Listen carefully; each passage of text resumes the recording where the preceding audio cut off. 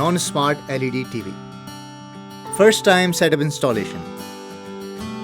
Dawlance LED TV को start करने के लिए सबसे पहले वायर को प्लग इन करें। LED automatically stand by mode पर सेट हो जाएगा। रिमोट कंट्रोल में नए बैटरीज लगाइए। रिमोट कंट्रोल में मौजूद पावर बटन के जरिए LED TV को ऑन करें। इंग्लिश लैंग्वेज को सिलेक्ट करें और रिमोट कंट्रोल में मौजूद ओके बटन को प्रेस कर दें। LED TV स्क्रीन पर लोकेशन विंडो अपीयर होगी। अपना लोकल केबल कनेक्शन चेक करें।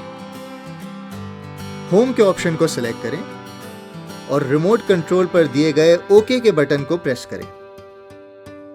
चैनल ट्यूनिंग डायरेक्टली स्टार्ट हो जाएगी।